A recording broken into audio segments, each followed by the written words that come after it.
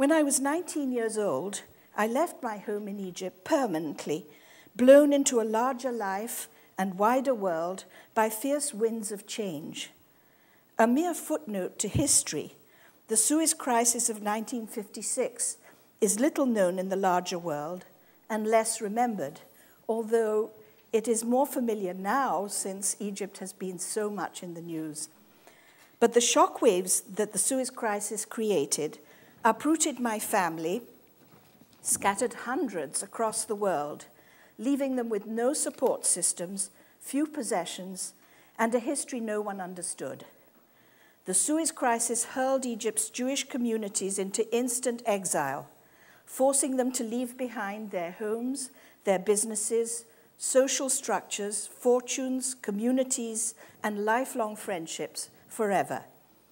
It decimated the deeply rooted ancient Jewish communities of Egypt, some 80,000 strong and centuries old.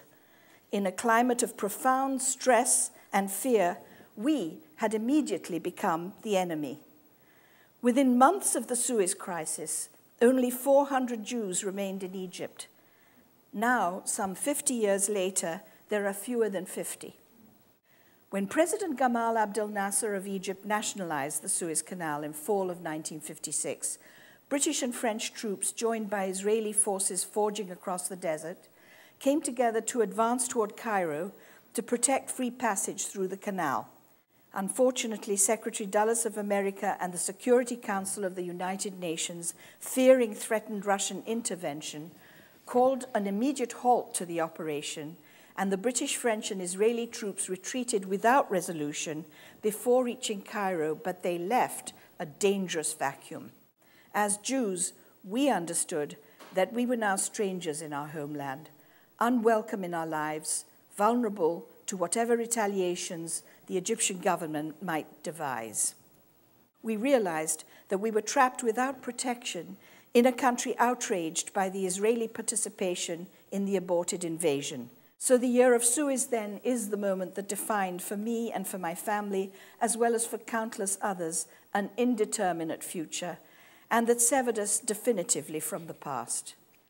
Most Egyptian Jews were forced out with nothing but the clothes on their backs, their Egyptian passports destroyed.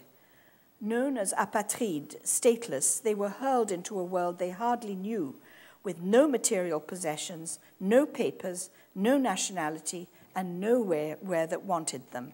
I came to realize that there is also, above all, a universality of life experiences that transcends the differences. Because all of us in America are exiles in some way, or the children or grandchildren of exiles. Every life, in the end, is a universal tale of reversals and transformations shaped by the storms of politics, economics, and history, wars, and losses.